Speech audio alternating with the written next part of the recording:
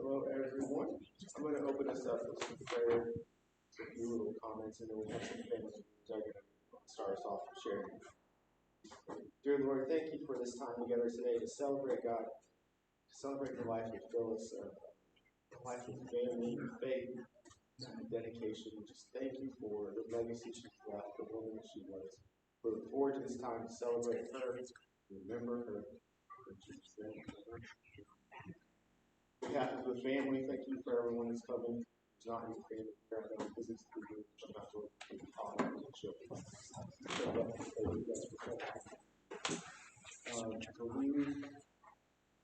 Amy, not a second.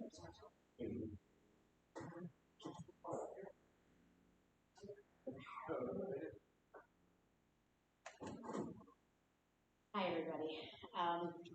So I want to start this out by saying that Uncle Tim and I have been talking a lot, and my mom gathered some little stories from everybody here.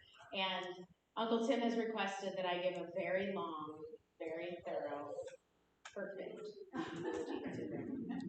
And I'm going to let you know, I am going to do my best. And I know that this group is a group of people who love stories and laughing and sharing with each other and, not even being able to get the story out before you've already started laughing about some wonderful little anecdote that you have about yourselves, grandma, grandpa, family. And so first, I apologize if I get any intonation wrong, if I'm imitating somebody, or if I get the facts wrong. I invite this to be, if you want it to be, an interactive experience. So if I kind of say it wrong, you just be like, wait, no, that's not what she said. Please, go ahead. You can interrupt me. I don't have any ego about it. So this is a toast to our beloved Phyllis Marie Rapcan, known by many names: Babe, Ma, Grandma, Great-Grandma, daughter, sister, aunt, and friend. This eulogy to Grandma is the portrait of a person, but it's really the story of all of us. This is a lifeline that connects all of us with tin cans with strings to each other's hearts. Let's face it, we all love these stories, so I want to start it off. Let's start off with a little history. Phyllis Marie Buttles was born to Earl and Helen on June 15, 1931. She was their second child after big sister Helen, who was almost 4 years old. It was a Monday under the sign of Gemini, these folks being engaging, childlike, and charming, which I think fits Grandma. Herbert Hoover was president. She was part of the silent generation, expected to be seen and not heard, to be traditionalist, not to rock the boat. This was an era of McCarthyism. And to have the determination and grit to get through hard times like the Great Depression, and maybe in a household of 8 rebellious kids. Her mother, Helen, probably riddled with what we now know to be preeclampsia, gave birth to baby Phyllis at just 2 pounds. She loved to tell the story. She was so small that they kept her in a little cigar box, and she had little cotton balls were her diapers because they didn't make diapers and clothes small enough for a 2-pound baby. And they would open up the oven and lay her in the little cigar box on the door to keep her warm. From the jump, she had to be a fighter if she was going to make it, and boy was she. Tragically, her mother died after a second stroke to prove to be fatal, and Phyllis was just 14 years old at the time. Life with her remarried father and his family didn't work out so well. She went to live with her grandma and her aunt. From a young age, she lived with the same hypertension that took her mother, but it never held her back in life. After high school, she met John Lawrence Rapcan, Johnny Yancey, through friends, and after just 6 months, they were already married.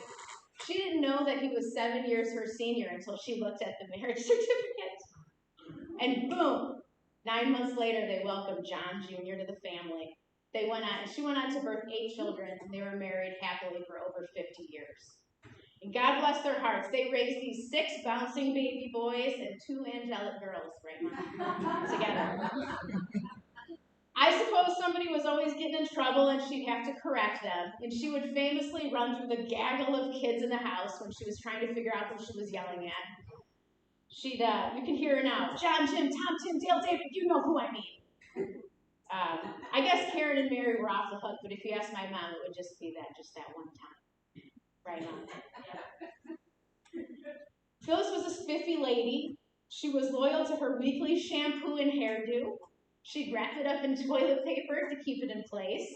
She wouldn't be caught dead without her makeup. She was wearing her makeup up until almost the very end here. It's pretty awesome that she did that, because you'd see a lot of other little old ladies, and they really didn't keep themselves up as nice. She had her jewelry. You know, she always wanted to look nice, and there's nothing wrong with that. My mom remembers that she used to perm her and Karen's hair, and I think you might have seen up on the photo, she would cut their bangs, and they'd have that sort of like little smiley face, half circle up on their foreheads.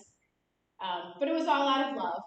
She would sew their dresses, and she's made Halloween costumes over the years. She crocheted Barbie clothes that were so elaborate that, as my mom says, the neighbor girls stole them. I still have this fabulous, I still have this fabulous little like flamenco dress that she put for one of the Barbies, and I said, "Grandma, won't you make one of those for me?" And she said, "Yeah, maybe someday." Ceramics. She did her nativity scenes, Santas, Easter bunnies. I mean, everybody has something that she did from her ceramics. She used to make these award-winning Valentine's boxes, I guess when you guys were kids, where you would put in the Valentines. Really elaborate designs. Like, she did a carousel, and she used to do little clown heads that she like painted their faces on with her own makeup. Really super crafty. She crocheted so many blankets. I know I have like 50 blankets, I swear to God. I'm sure everybody does. And the doilies. If you remember, she went on that extreme doily kick. And I was actually over at her the apartment when she was doing them one of the times, and she was starching them all with sugar water and laying them out. And they were so hard. And I was like, "Grandma, why do they have to be like so stiff and hard?" She was like, "Because they need to be nice. This is how they have to be laid out nice." Okay, Grandma. Now I have a couple of really nice stories that Uncle Tim shared with me, and I hope I get these right. He was talking about when he lived at 545 East 11th Street, and Grandpa, along with the help of John and Jim, gutted the house down to the studs. And they ended up having to rebuild the garage at one point for some reason.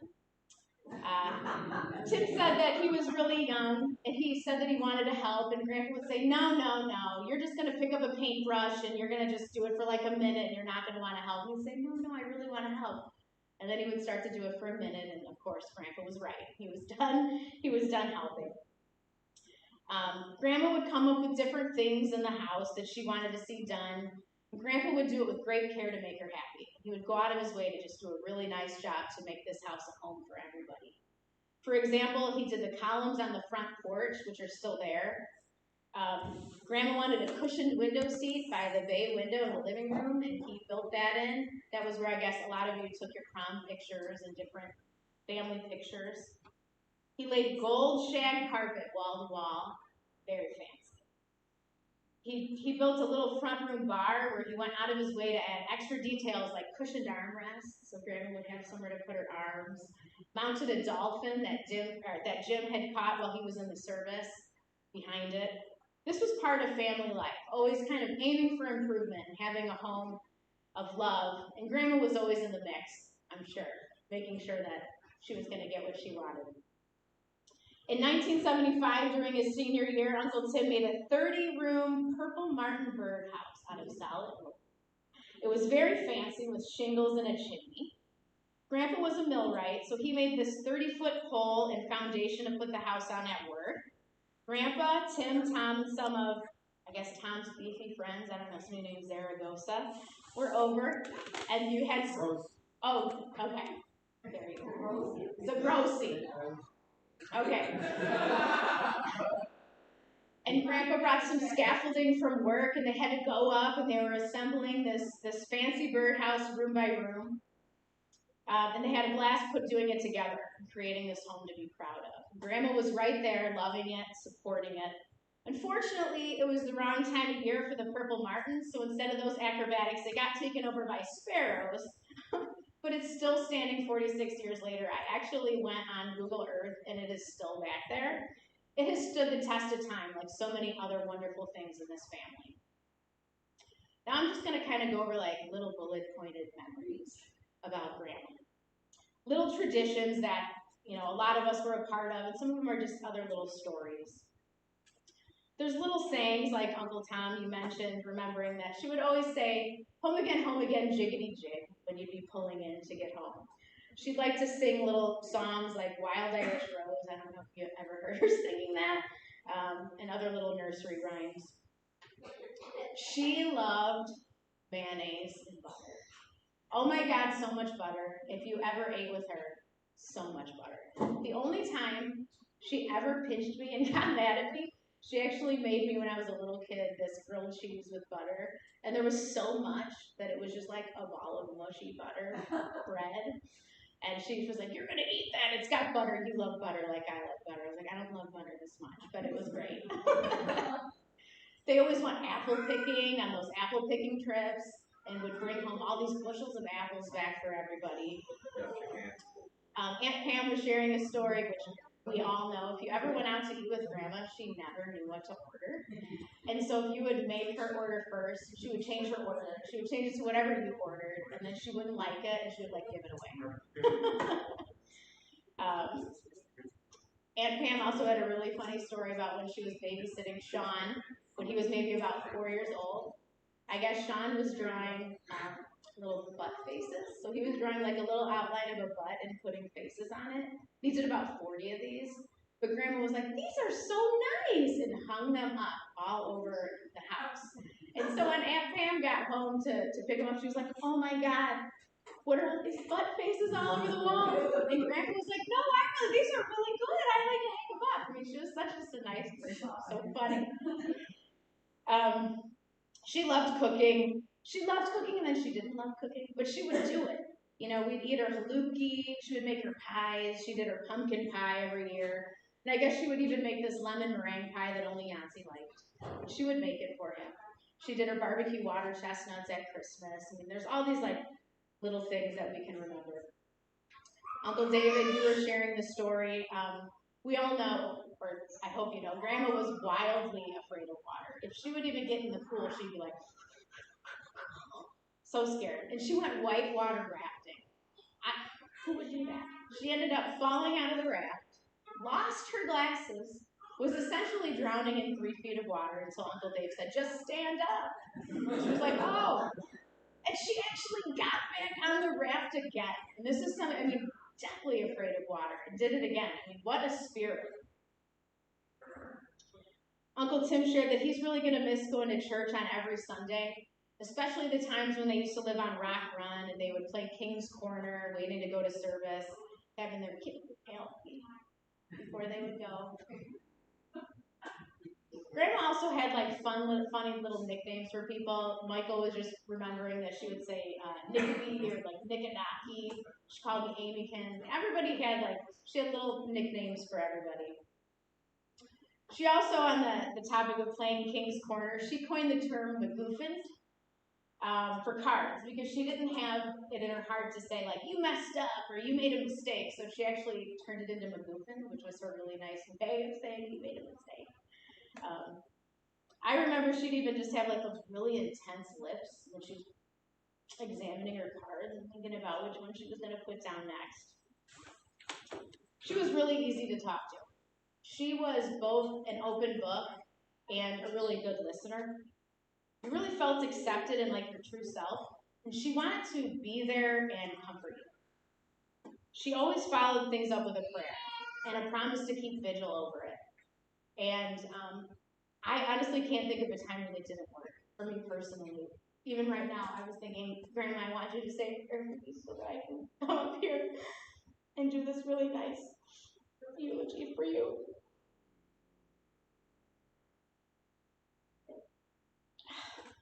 Let me get into something a little bit lighter here. There would also be times that Grandma would avoid doing something. Like Michael was sharing that, how she was afraid to park the car.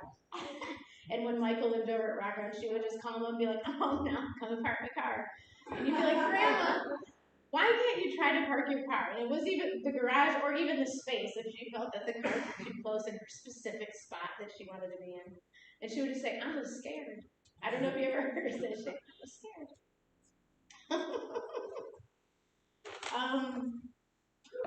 Something else funny. she would always talk about, I have little feet.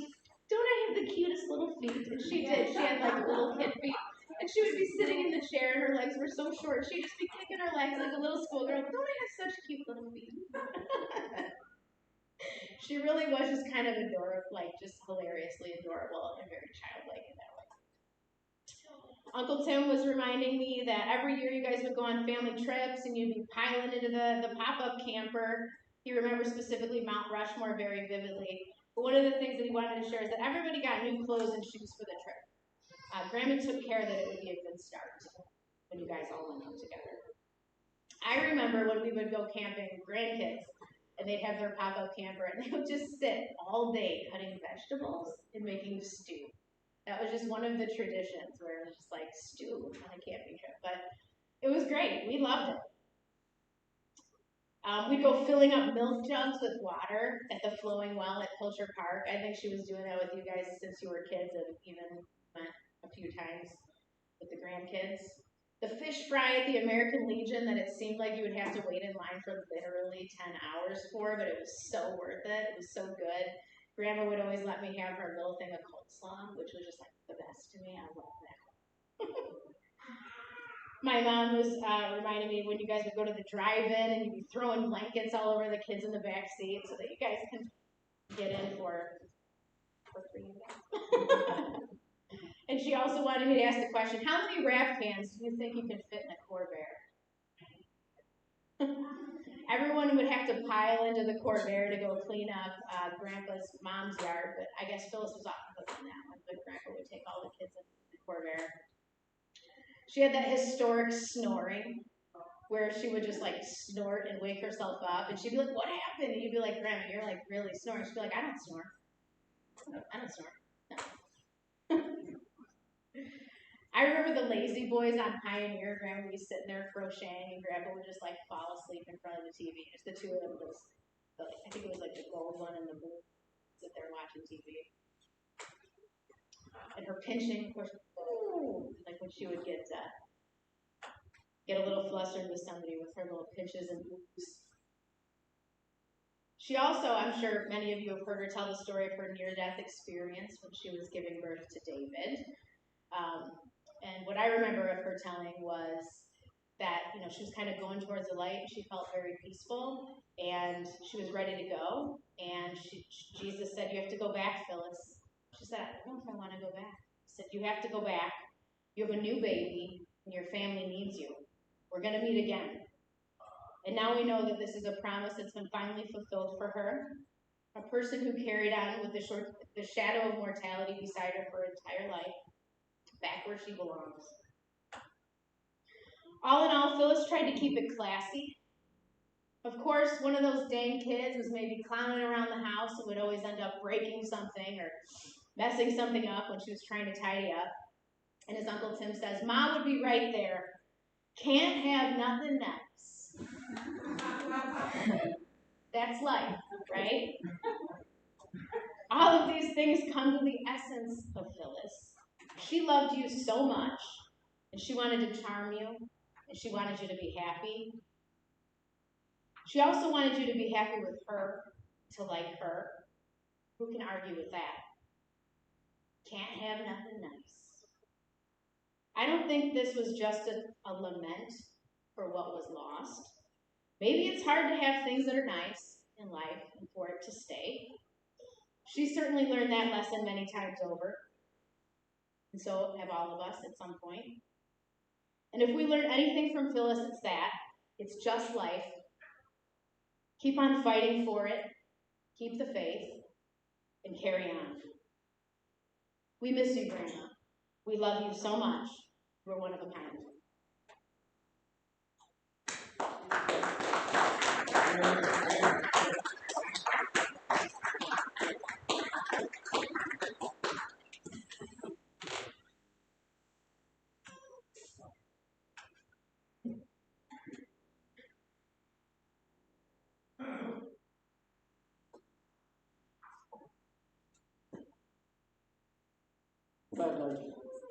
Thank you, Mom, for being a faithful servant. I got to witness my mother being a faithful servant. to our life. And I was reading the Bible, and well, a couple weeks ago, and this Bible verse came. I was reading, and I said, no, I never saw this Bible verse in service before. The Bible says they're going to preach on it, but I never saw these Bible verses before being preached on. Really, it's kind of maybe touched over, but.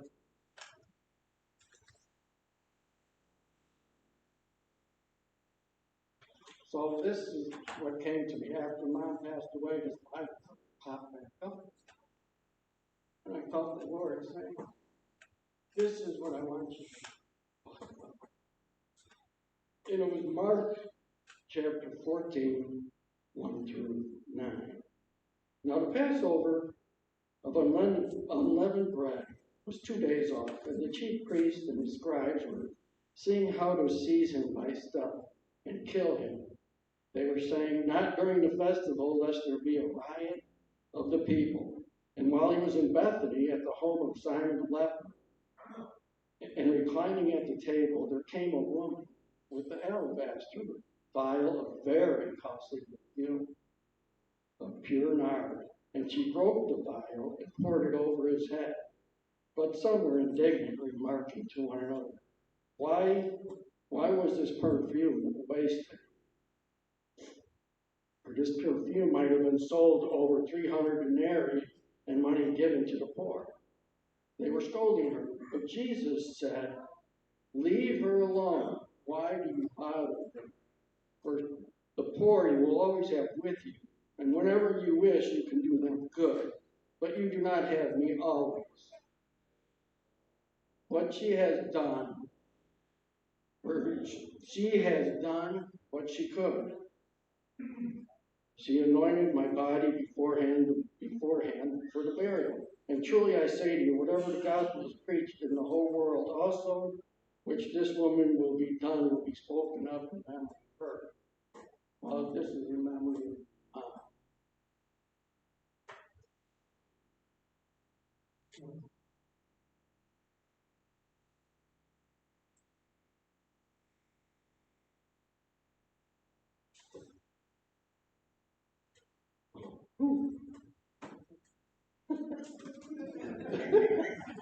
Uh-oh, this ain't it either. Where'd it go? It must be in the car. I guess I'm going to have to do this by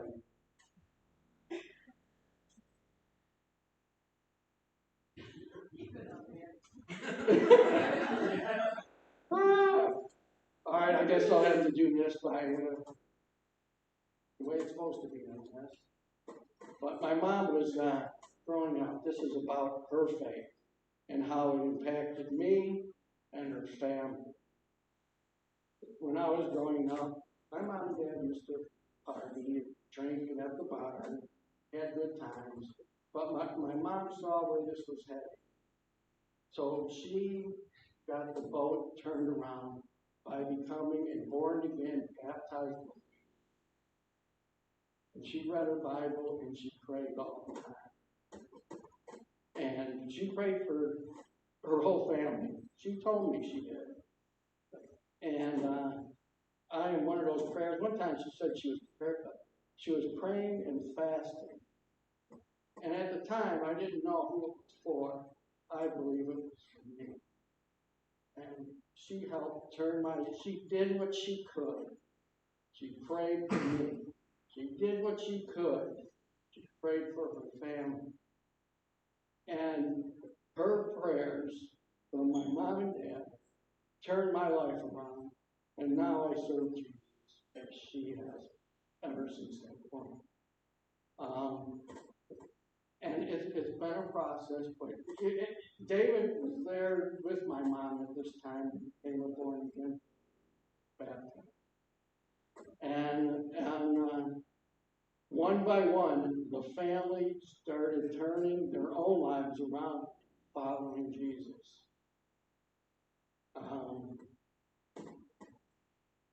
And I thank her for that. And I wanted to say that she was a very creative and artistic person. And she had an artistic flair about her. And one of the memories I have of was at Christmas time. I mean, most of her artistic flair was at Christmas time. And I barely remember the manger scene that they made out of wood and that running. But she also made these Christmas stockings that were very intricate, woven with beads, different sceneries on each one, and they had our names on them. They were the most awesome Christmas stockings I ever saw. You can't buy them. But back to what I was wanting to say was Dave turned his life around. I turned my life around. Tom and Tim turned their life around, started following Jesus. Jim and John also are all a testament to this woman's faith. I remember she told me a story how she first met Sandy. And that my dad and my mom were shopping at Kmart, and they ran across Sandy. And when they got out to the parking lot, they said a prayer saying, man, Dale needs to, we should pray for Dale, because he needs to meet a person like Sandy. Come to find out 2 years later, Sandy ended up married.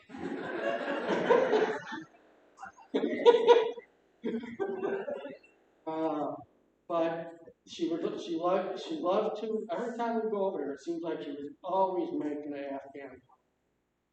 And every one of those Afghan blankets she made for her grandchildren. And she wasn't just using yarn, she was using love and prayer in each one of those blankets. And there are grandchildren here if they know who they are, that believe in Jesus also. Because of her prayer, that it's amazing. People that come to pray, my mother, it's an awesome thing to see. You know, Samson had a jawbone. David had the sling. My mom had knitting. And she used the knitting needle for God and prayed for each one of the kids. It's amazing.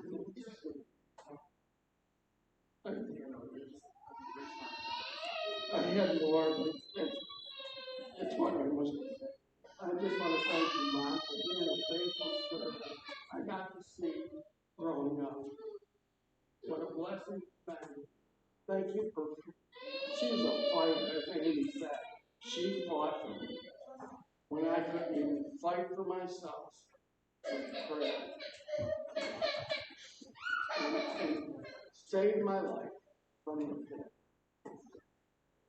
And she did this for each one of her kids and each one of her friends.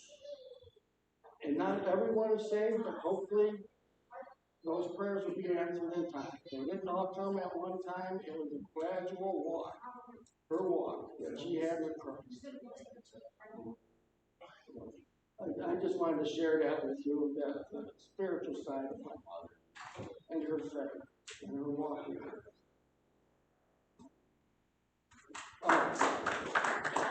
Those Afghans I had this written down too. Those Afghans she made, you know, the very costly perfume. She did what she could, and that's the thing she did.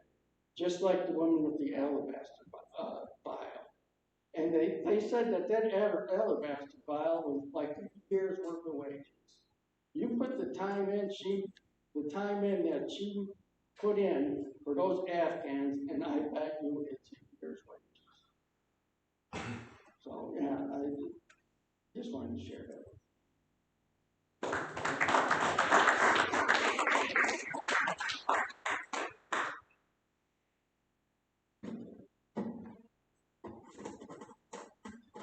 You guys did a really good job, so I'm not sure why.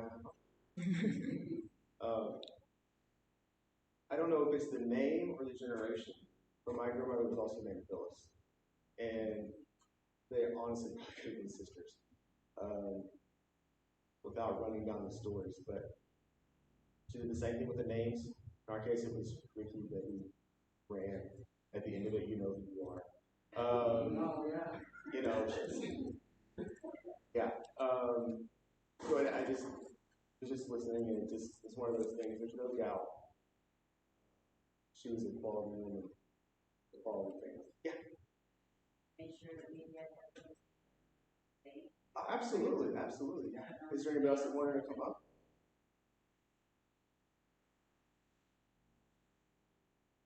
Yeah, if there's anybody else, I just was kind of talking for a minute, so I'll give you guys a minute to, if you want to come up, please. Yeah.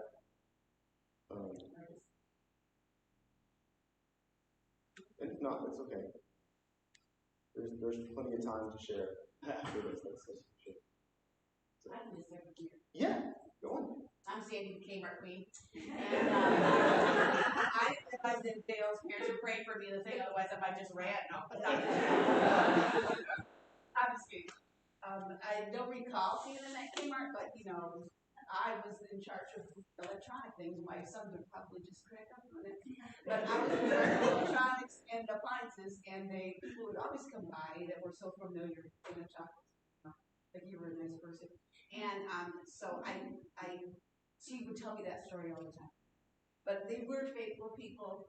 Ever since I know them, I did not know them, or I've known their circle. They love the Lord. I was reading the other day, and Phyllis Rapcan came to my mind for past, and it was a story about Moses, but it was about Moses' life. And as soon as I read this, it came to my mind that it was gone now, but it was Moses' life had been marked by challenge and sacrifices. More importantly, they were shaped by an intimate relationship with God. The new obstacle would arise. Moses, would first turn to God for guidance. During hardships that challenged their trust in themselves, they were strengthened by their faith. And to me, that was a word. And we went on so many trips together and laughed and cried. And some of those stories, you know, we tease and make fun of each other for it, but that to me is what brings it together. It's just a wonderful experience. Just a real thank you all. I'm so thankful. Clan, you know, and I'm so thankful to that everyone has. It was coming to know the Lord, and I get my chills at you. You don't know the Lord. Jeez, we're just praying for you. You know, on my knees with that kids. Because now the bills are coming. Somebody's out. And each one of you just step in and do that, and I'll be in that great family circle around the throne. I can't wait for that glorious day. When we all were there.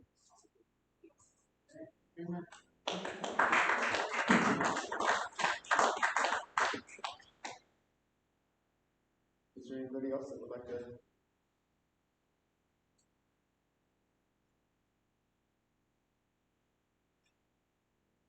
If anybody thinks of anything, feel free to shoot your hand. I don't mind stopping. A 4-year-old and 1-year-old, I stop them and listen all the time. I guess there's not a whole lot, obviously, you guys have covered, but one thing I think is so true, you guys were close. I always like to say there's no greater testament, no greater compliment that you can pay anybody else than to say that they raised, grew, left behind. And I have not come to this point yet, but I will in my own life when my transition on to heaven. But I hope it's said of them that they were good parents by me and my sister. And I can tell you guys, anybody that knows the people in this room has no doubt how amazing this was. How amazing your family is. And that to me is just probably the greatest compliment. The good news, as we've already mentioned today, is that we do get to see Phyllis again. That's the best news we have today. It doesn't make it not hurt.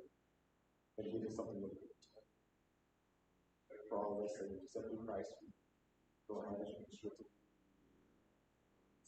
There's plenty of people in this family If anybody here has any questions about Jesus or salvation or anything else, I guess reach out to your nearest neighbor, or you can call the church, or you can talk to me afterwards. Those kind of questions. That would be the one thing that fills some more prayer. That's for sure.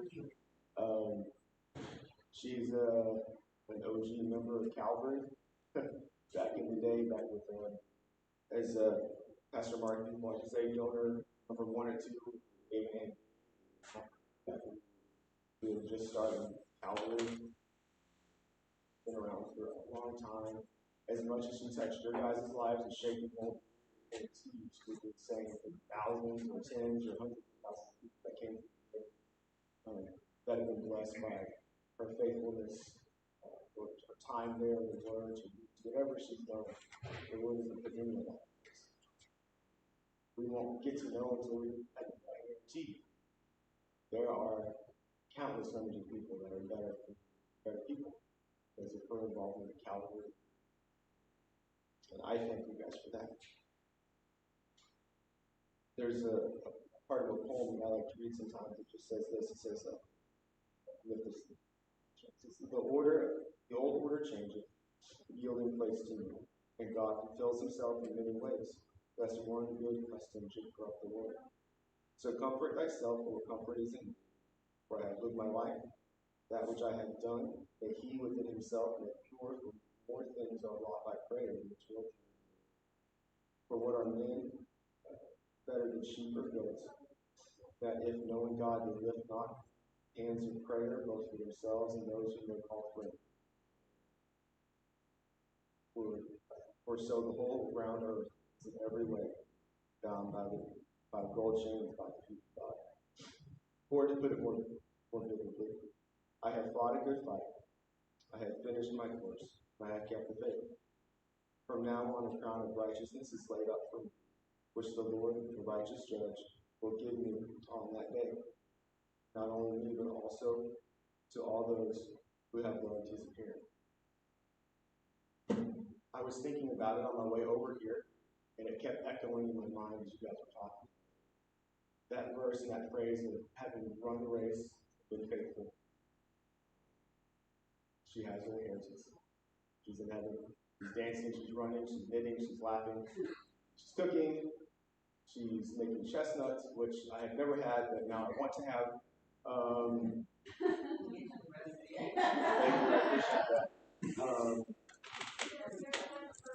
Right? Someone has to take over all the knitting, the cooking, praying. You know, it's always said there's nothing stronger than the prayers of a mom. I was maybe change that to a parent. But truth be told, my wife probably prays better. It's just a mom.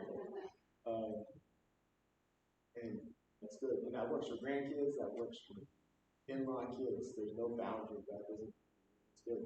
And I guarantee you, if you said she prayed for kids or grandkids, everything. So I just wish that, like you guys, she'd have more time with us. I'm happy for her. Excited for her. I didn't know her that well, not only so it's a weird place to be, to grieve and happy for someone at the same time. That's where we find ourselves, and that's why we have hope, and that's also why we have family. So I have one more verse, and then I'm going to pray. And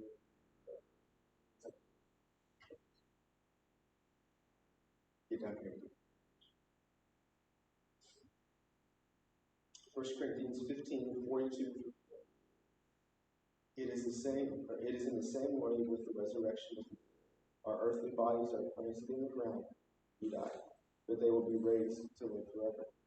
Our bodies are buried in brokenness, but they will be raised in glory. They are buried in weakness, but they will be raised in strength. They are buried as natural human bodies, but they will be raised as spiritual bodies. For just as there are natural bodies, there are also spiritual bodies.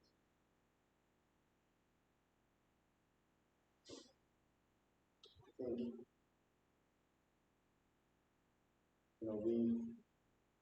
there's no scriptural basis for it, but I like to think she's living praying, right? I mean, I think that of my grandma, I think that of my grandpa.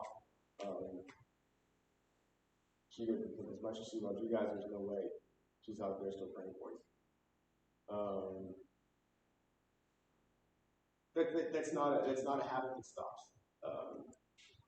My grandmother passed of Alzheimer's, but back when she couldn't even remember who she was, almost comatose, whatever, you could sing a song, and she would sing back hymns and the old songs, and prayer, the relationship with God was so deep it just doesn't work. But wherever she's running around heaven, she's praying. And so you guys can be thankful for that, that legacy, living a life to honor that, but just the blessings that you're going to reap because of what she sowed on your behalf. That's probably one of the most beautiful generational things about our relationship with God, is that we do get to store blessings for our kids and our grandkids. She's down the line. So, we'll have some more time of prayer and a few more scriptures recited. Yep.